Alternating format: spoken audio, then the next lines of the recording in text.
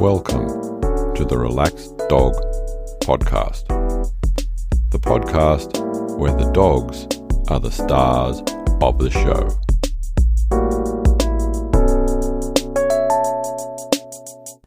Welcome to the Relaxed Dog Podcast, sponsored by the Relaxed Dog. Thank you for listening. I am your host, Robert Ober, and I hope that you and your dog are fantastic. My guest this week is Cedric Graham, and we're going to go back some 40 years to a small town in the US, and he's going to share the antics of his Pit Bull Taurus. But first, in some canine news, a dog in Tarrant County, Texas, has been confirmed as having the COVID-19 virus. This brings the number of dogs in the US apparently up to 4, and 5 cats. Apparently there's also 3 lions and 4 tigers in one facility in New York. With all of those cases, the animals were confirmed to be with confirmed cases of humans.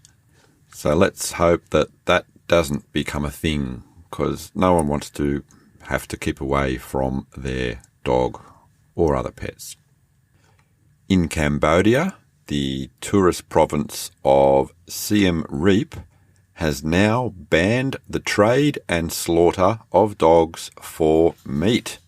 Officials there have actually been quoted as saying that since the popularity with foreigners and visitors, that there has been an increase in the market. But they have decided now to say, no, dogs can be companions and they can work protecting property.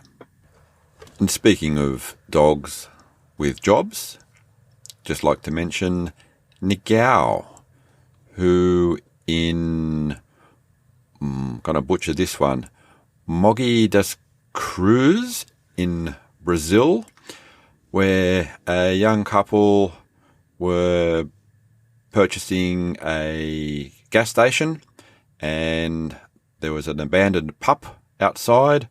They basically adopted the puppy, nursed him back to health, and because they were always around the gas station and it was open 24/7, and he now has a job at the gas station, welcoming customers into the store.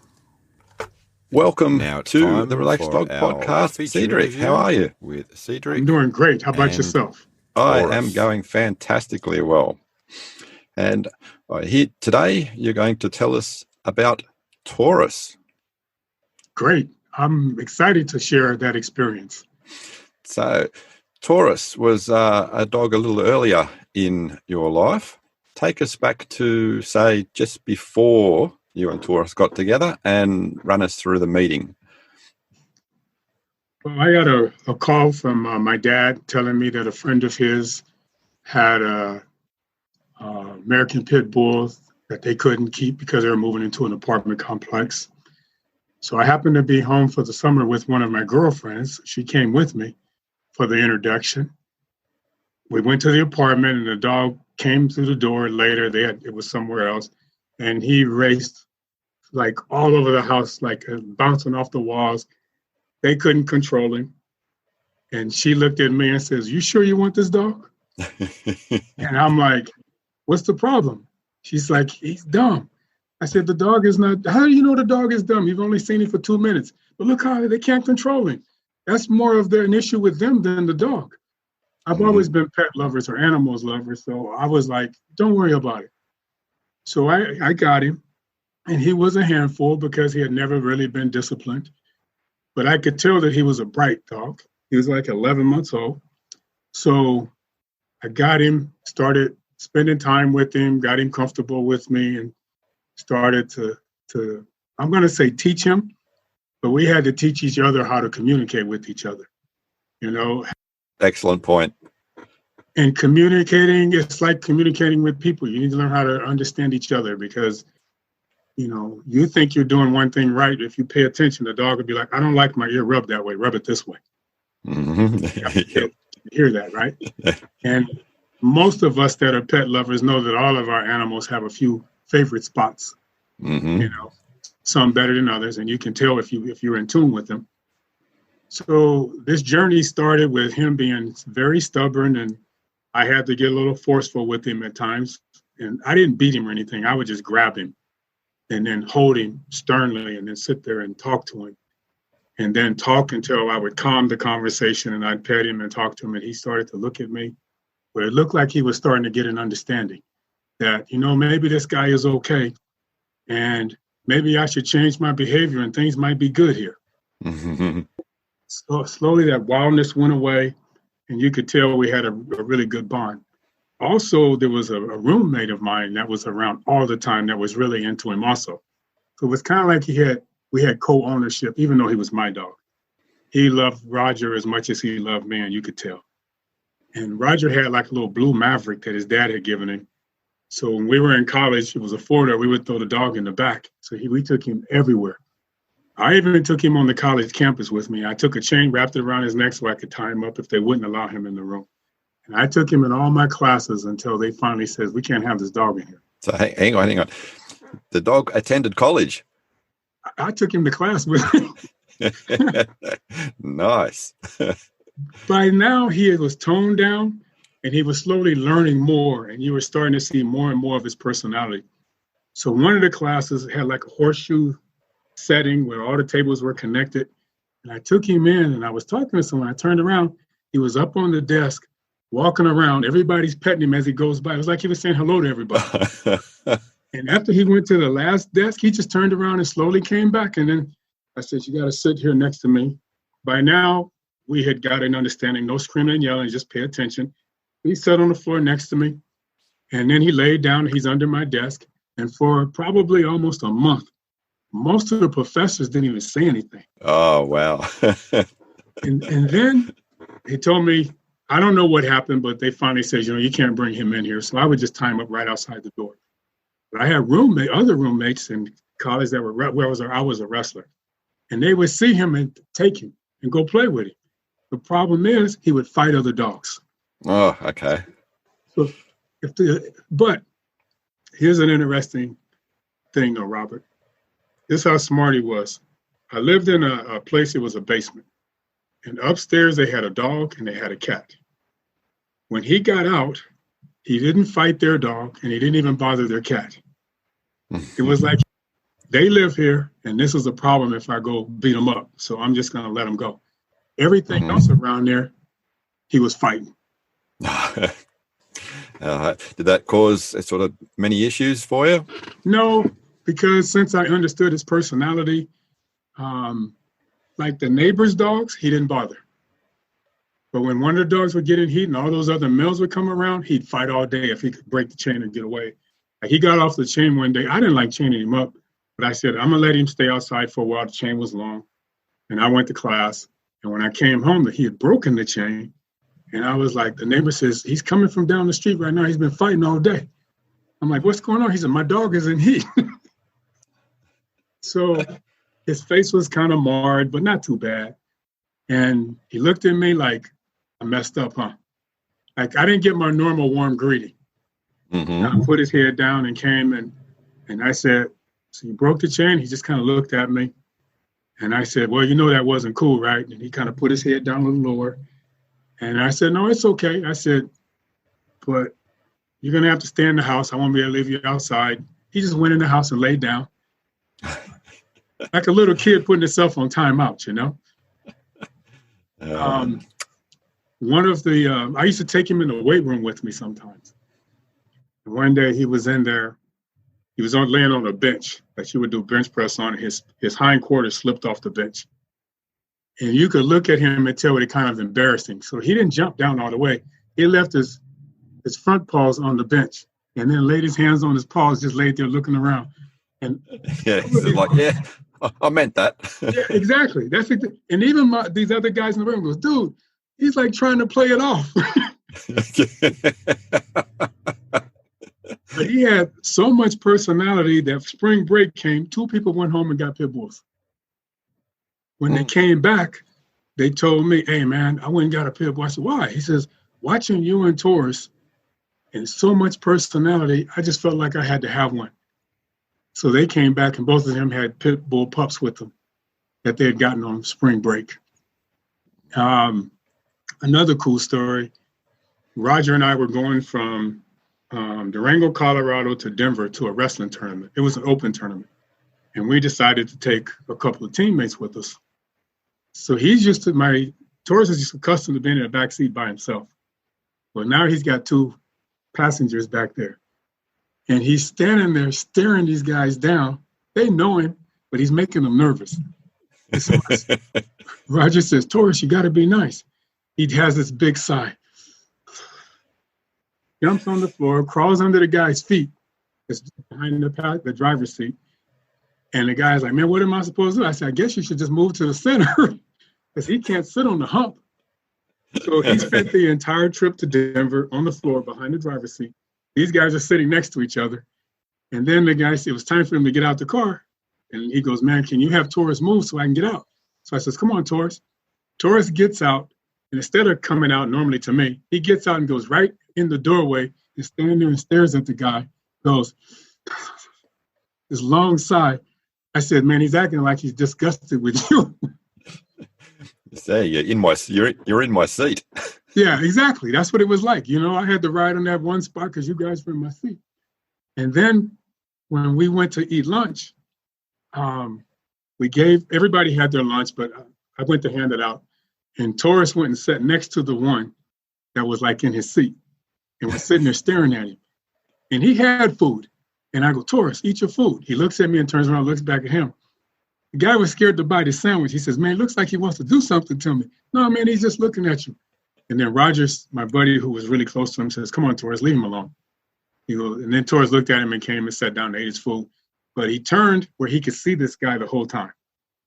And then when the guy set his sandwich down, he never bothers people's food. He poured his sandwich down on the ground. He didn't even eat it. He just poured it on the ground and left it there. And I was like, oh, my God. I had to go and buy him another sandwich, you know. So you mess with my seat, I'm messy with your food. Mess with your sandwich, you know. Also, we lived in another house. Roger and I moved around together, but we were in another house. There was 4 other guys in there. And, you know, when you first move in, they're either a pet lover or they're not. Well, they liked him, but every now and then they would get to where, like roommates do, they come in kind of moody. They would start to complain about him. And so they started kind of picking on him. But so at night, Taurus is roaming around. He goes down the hall. And the next morning, I'm like, what is he doing? I call him. He comes and gets in the bed with me. The next morning, he's down on the floor. And I hear, oh, crap. This dog done crapped on the floor. He crapped right in front of his door. And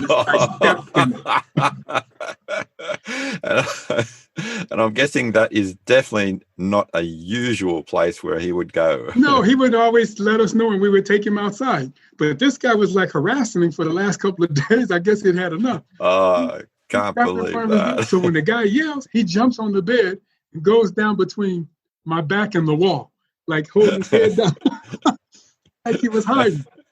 And Roger's in the other room. Oh, yeah, good boy, Taurus, good boy. I'm like, don't egg him on, man.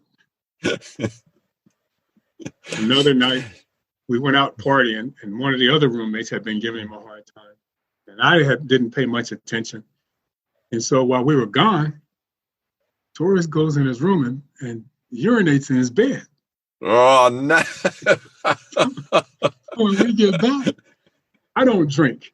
And Roger didn't drink, but the other roommates would drink. And they had too much to drink. So he goes to get in his bed. He comes back saying the dog pissed in his bed, but nobody believed him because he was drunk. Oh, yeah. Roger and I knew it was true because the way we found out is Roger was like having a bad time and pushed him to get out of my room and was mean to him. We went out and he pissed in his bed. But then when we come back and Roger discovers it, he's like, congratulate. Oh, man, that's great. Come here, boy. Good boy. You peed in my bed. I'm like, oh, my God. Oh, don't mess with Taurus and leave your bedroom door open. Exactly. Unbelievable. Another thing, one of the roommates had this girl make him a bunch of cookies. And his room, it was a long, straight hallway with 6 doors, 3 bedrooms on each side. And it was across the hall from the one where he crapped in front of the door. And he thought I was gone. It was snowing. I was still in my room. And you could hear all the cars leaving because you could hear the snow. And I looked out, and he's like standing there in the middle of the living room floor, and you could see he was listening. He ran past me like a bullet, hit that door, bam! He knew the door wouldn't latch. How he knew this, I don't know. The bedroom door goes flying open, and you hear noise in there. He's climbing up the bookcase to get to the cookies. So I go, Taurus, and then you hear silence. And I don't know how far up this bookcase he was, because I went in there and a couple of things were knocked over. So I know he was climbing. That's how I figured it out. And then you hear, doo-doo. That's him jumping down on the floor. And then all he does is stick his head around the corner of the door. He doesn't come out of the room. And then he just drops his head and stands there for a second. His head's outside the room. Then he just starts creeping down the hall because he knows he's in trouble for going in there messing with this guy's stuff. I got a ton of those stories, man. So. Oh, no, look, keep going. He's got an unbelievable character. Loving it. I took him to a disco with us one night. We went, because this is not a big town, Durango, Colorado. And they had opened up this I'm going to call it a disco at the time. And I was out with him, Roger and I were together, and Roger goes, let's go by it was called Yesterday. Let's go by there and see what's going on. I said, man, we have Taurus with us. I don't want to leave him in the car. Hey, let's just bring him in and see what happens. Okay. He go in, but by now he knows a lot of people from being on campus all the time, right? And these people know him. As soon as he went in and they saw him, everybody started calling him. He started going around like saying hello to everybody. And the guy who ran the club didn't know what was going on because the dog is so short. And in the club, everybody's standing up. So he doesn't know that this is a dog roaming around the club. We were in there for like an hour and a half with the dog, and they never even knew. And then we didn't get caught until he walked out on the dance floor. Raj and I were both on the dance floor, and he came out there because he was with someone else. When he came out there, somebody started screaming, there's a dog in here. And then the bouncer knew who it was. He looks at me, Cedric, you don't need to say anything else, man. I got it. So come on, Taurus, let's go.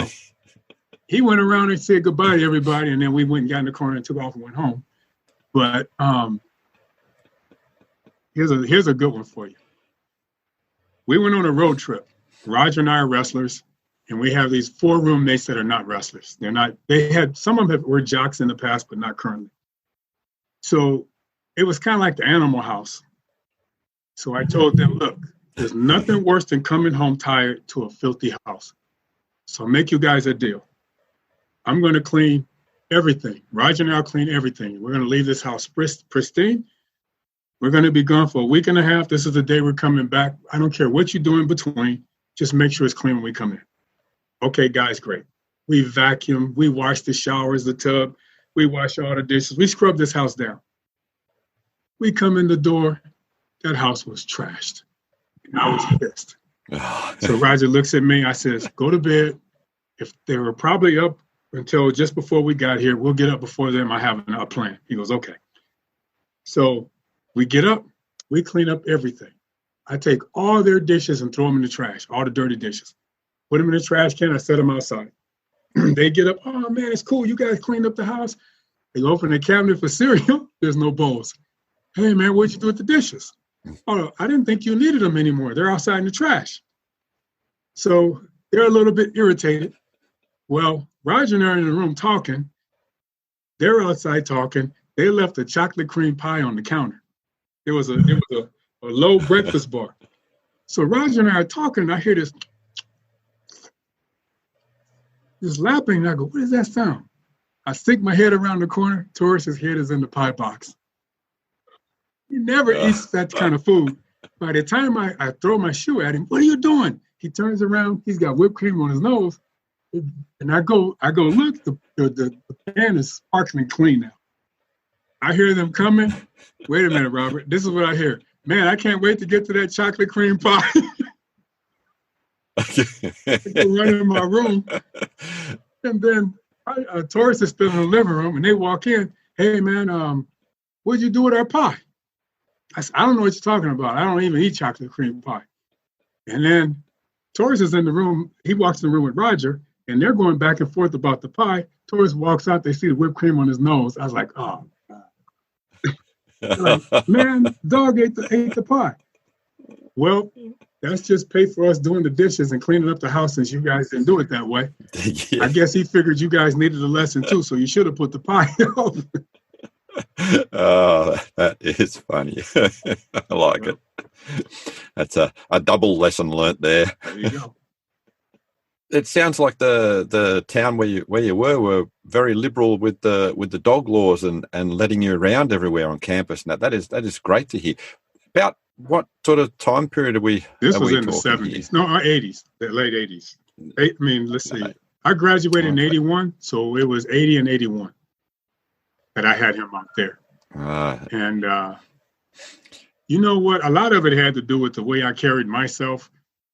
I didn't create any problems, and I was on the wrestling team. I was the captain, and I was always helping other people, and I was the novice instructor in town. So everybody in town, I knew all the business owners. So I would get comped constantly when I would go to, if I went by a restaurant, oh, just go ahead, don't worry about it, because they knew me. Maybe I was their personal trainer or something. And so they all got to know him because of that. Mm-hmm. I think that was a big part of why they were tolerant, And he was so cool to everybody. Good. In your opinion, how things were with Taurus and him able to get around everywhere, and how that would be in, say, something like today, in today's society, just to compare? I think that in the neighborhood, it would be similar because, let's put it this way. If you were in a situation where they could get to know him, it wouldn't be exactly the same because everybody is so nervous because everybody here in the States is so crazy about everything, And it would probably be a challenge to have that kind of freedom in today's world as opposed to, during that time period. But I can tell you that because of the personality and the way he carried himself, and he was so well behaved that people were very tolerant. And when he got to know people, he let them know he remembered them. And they always loved that. He'd Mm-hmm. run up all excited and play with them. But yet he was protective of Roger and I. I say during that time, was there more of a, like the stigma now when you say, pit bull, and everyone's like, like you do with any sort of like medium to large sort of, you say Doberman, Rottweiler, all that sort of thing. Was that sort of conscious thing back then when you had him, that people, or it was just like, it was a little bit, it was the beginning back then. It was nothing like today, but the one thing I can tell you, Robert, that I know about pets, animals, and dogs, it's the owner. Mm-hmm. Those dogs, and almost every dog is bred to do something. And there are small dogs that are bred to go get rats out of a hole, and other dogs that are bred to herd sheep, and dogs that are bred to flush out birds for you. They're all bred to do something. And if you show love and let them do what they're bred to do, they're great pets, most of them, not all, but most of them. And they have personality and feelings, and they learn to communicate with you better than most people at times, And I think, for sure. A guy said this to me, and I'm going to keep it clean. He raised pit bulls. And I said, why do you love pit bulls so much? And he kept his dog everywhere with him, He said, I like it because they can do everything that any other dog can do better, and then whoop his ass.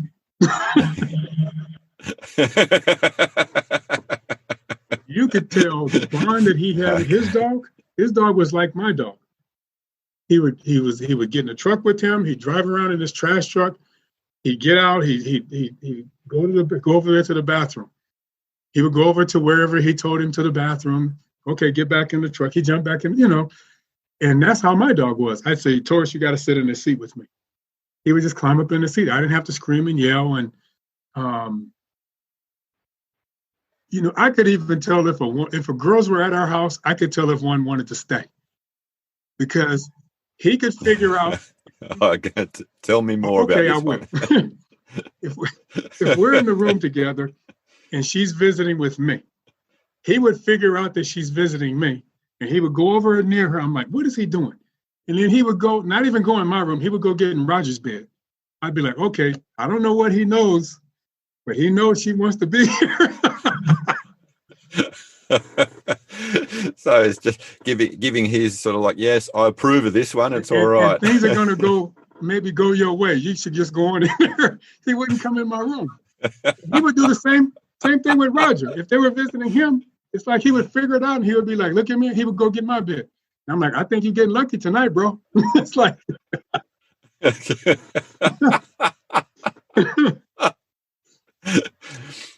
Oh, dear. Did Taurus have any favorite places to go? It sounds like he had an unlimited number of places to go, but did he have any particular Yes, favorites? He liked the water. And even in Colorado, in the wintertime, when there's snow on the sides of the stream, if you got near there, you hear this big splash, and he's in the stream. And I'm like, man, I know this water's got to be cold to you. And you would have to make him get out. So he was loving it, even though he was cold. And I water skied back then, and you'd have to make sure in the boat, you'd have to talk to him because he'd want to jump out and get in the water. Not because he was afraid. He would want to jump out of that boat, splash. Because when we would get near the shore, I would tell him, go ahead. All you have to do is say, go ahead. This is how well it was being around him. You didn't have to say anything other than go ahead. I knew, and he knew I meant he could get in the water now. I would just look at him and say, go ahead, nod my head, and he would right in the water. And that was probably his most favorite thing. I would take him running with me. He loved that just because he was with me, and he would go running with Roger, and he liked being with us. But I'm going to say his favorite thing was the water. The water. So when you did running, was that predominantly through some urban areas or through some trails and stuff like that? It was both. When I was home, because I lived in Inglewood, near where the Forum, where the Lakers used to play back in the day. And I would run around this Hollywood Park, the racetrack, and the Forum. It was like a 5-mile run. So this was on the street and sidewalk, right? But he was fine. He would just run right next to me. And then when in Colorado, we would run on trails, in the hills, up the roads that were windy roads to get the road work in the hills. But he liked being with us, and he learned like a good child would learn. If I'm good, I get to go. If I'm bad, I'm going to have to stay home. Okay. Do you have any interesting interactions, say, on the trails with any of the local wildlife? No, never. The only thing I found is when other people would take him somewhere, there would always be a problem with a dog. If he was with me, he wouldn't do it. I would look at him and he would look at me. I didn't even have to say anything. And he would just sit down and watch him go by. But I think those guys that had him with him wanted him to fight those dogs. Because they would come in, oh man, he got off the leash. And I'm like, how did he get off the leash? You're in control of the leash. He can't unhook the leash, Yeah. But no, I let him try to get him to chase some rabbits, and he did a couple of times, but I don't know why, but it wasn't his thing. Okay. Oh, good. So what about any sort of favorite games that Taurus would like to play with you? Yeah, he loved tug of war because, they have such strong jaws. Mm-hmm. And it's like, at first I thought how do I say this? I would hold him up, and I've heard that they don't like it, but he would get to a certain point and pick his feet up off the ground. So I'm like, okay, he wants to be hanging from this rope, And he would want, I was swinging, and the way I figured it out is he would grab the rope and start running in a circle. So that meant take it and start swinging him, and he would hang on, and I would swing him around in circles. And I would go around a couple of times and let him down. And then if he wanted to go more, he'd run more, and I'd do it again, but no more than a couple of laps. You didn't want to go until you fatigued your jaws, And he used to love that, and he was another one that liked fetch. He'd throw a stick, he'd go good. He'd play that all day, and he was lean and muscular, and we were so active, and he didn't get tired. I'd be like, man, aren't you sick of running after that stick? He'd bring it back, put it right at your feet. You throw it again, he'd take off again. And he'd run hard too. Come back, breathing hard. I'm like, okay, we can play this until I have something else to do. Okay. Did Taurus have any sort of like individual habits or a weird habit that you thought, wow, I haven't seen any other dogs do that, but you're doing it? Well, you know what? He was possessive and with myself and Roger. So when I graduated a year before Roger, and I came back to California, and I brought my girlfriend, which became my wife, and he was jealous of her. So like we would sit on the beanbag to watch TV or something, and he would walk over and get his face like pretty close, uncomfortably close to her. And then he would turn around and stick his butt between us and wiggle, wiggle, wiggle until he would slide it down between us. And then he would lean on me and look at her and go, a big sigh. And then he said, this is not going to work if this dog is going to be getting between us all the time. And I said, why don't we do this? Why don't you treat him like he's your child and pet him and show him some love? And then after a while, you can just calmly say, you need to move, and he'll move. They ended up with an unbreakable bond also. They got to be really close, and I taught her how to communicate with him. And you're probably like this. I don't like dogs that'll jump all over you when you're trying to feed them.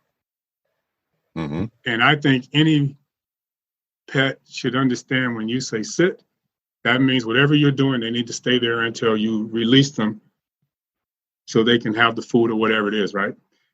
So I had trained him where if you don't snap your finger, he won't touch the food. I forgot to tell my mom. My nephew was like 5 or 6 years old, something like that. He knew.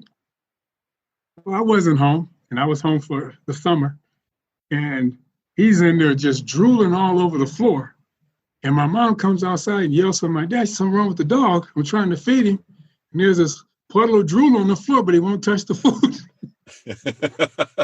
My nephew goes in, snaps his finger, the dog starts eating. And my nephew goes, Grandma, didn't you know all you had to do is snap your finger? She goes, how come you didn't tell me that? This is ridiculous. Because it scared her. She thought the dog was like, had rabies or something, Oh, that's good. So shows a lot of good control. Yeah. It sounds like an awesome dog. Oh man, that dog was, even to this day, when I get around friends that were around during that period that he was around, they talk about him. Man, I remember when you had Taurus. I remember we were playing cards. I told you, and this is him talking to my son. He goes, man, your dad was losing his ass. And then all of a sudden, his dog Taurus gets up and walks around the table. It's like he was looking in everybody's hand and climbed up next to your dad, and all of a sudden your dad started winning. We're like, we think he taught the dog how to help him cheat. So did you give Taurus any instructions on card playing? I don't think I had to. Well, he learned the rotation. And if it was your turn to play, he knew. And if you took too long, he let everybody know that you should hurry up and play. And when we would start setting chairs up, if there was no chair, he'd come and look at me and put his paw on my leg like, hey, where's my seat? Because every once in a while we would have more people than we had enough chairs for him to be at the table. So sometimes I'd put him in my lap and he would be happy. Very nice.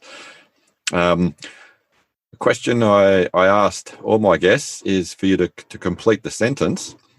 I can't believe my dog ate Kentucky Fried Chicken all the time.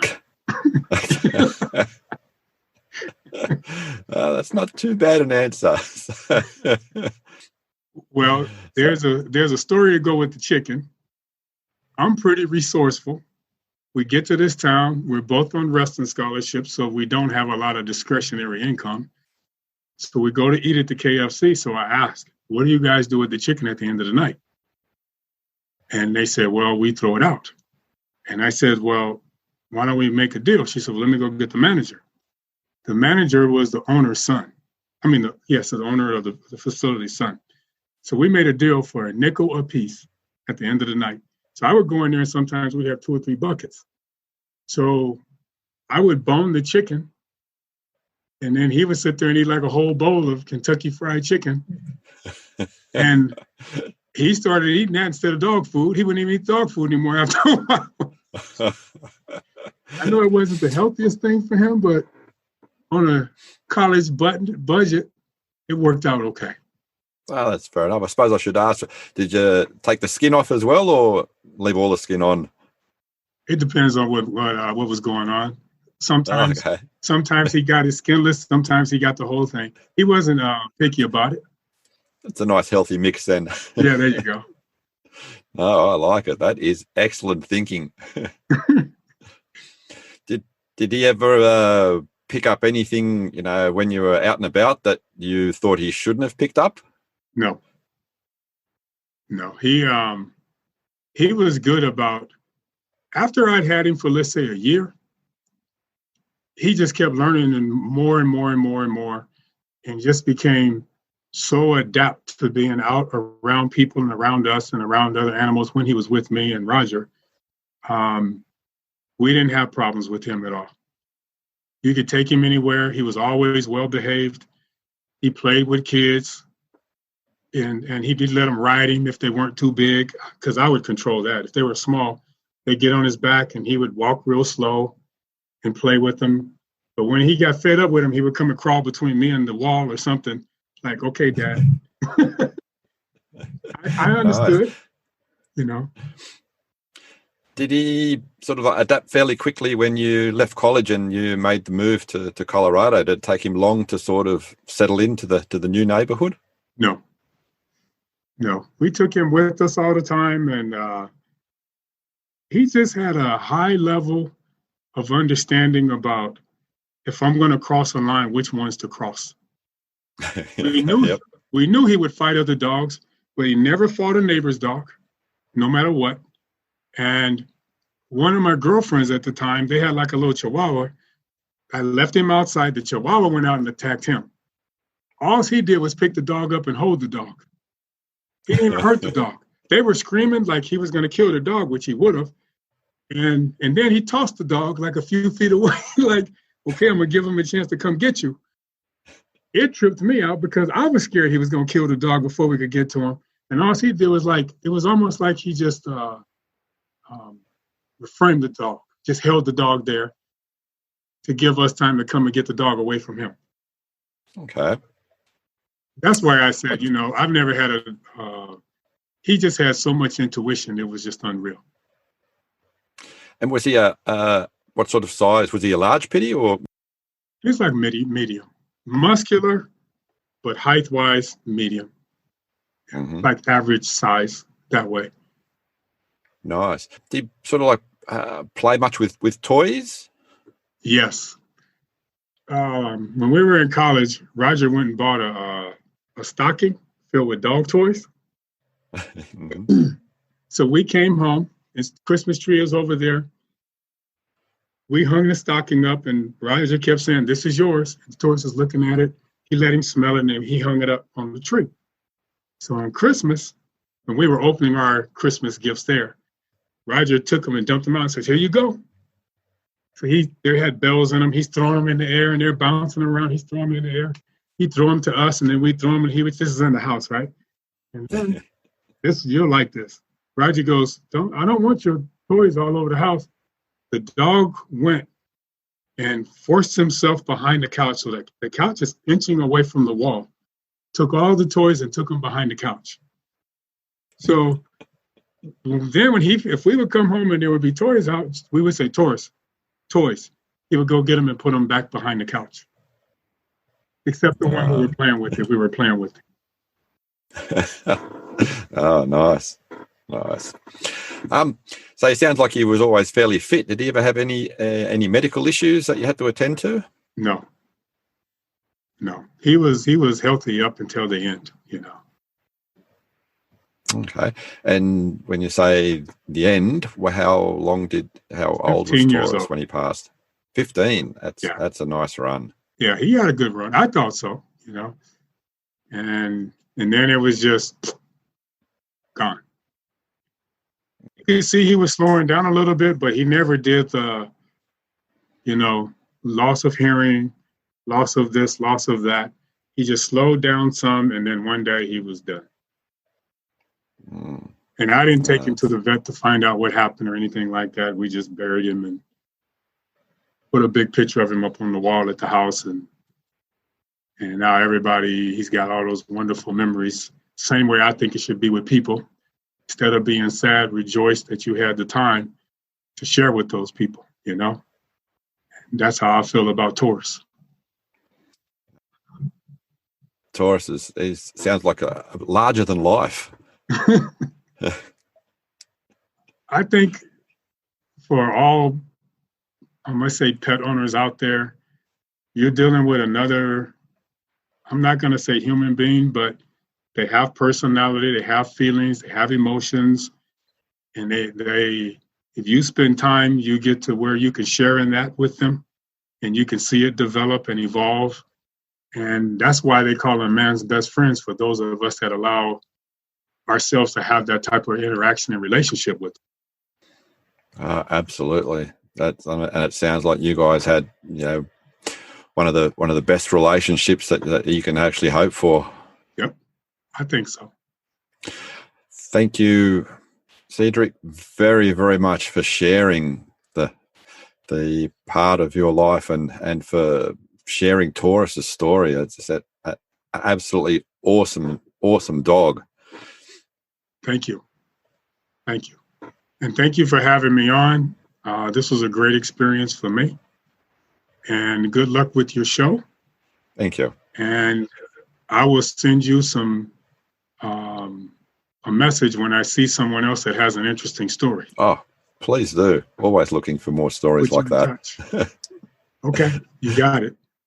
Thank you very much for listening. I hope that you enjoyed the show. Taurus was certainly a character. And if you think someone else would like to listen to Taurus's story, why not just tell them or forward a link to them? Thank you to the new listeners in Diemen in the Netherlands and also in Northampton in the UK. Until next week, stay safe and remember, your dog is family.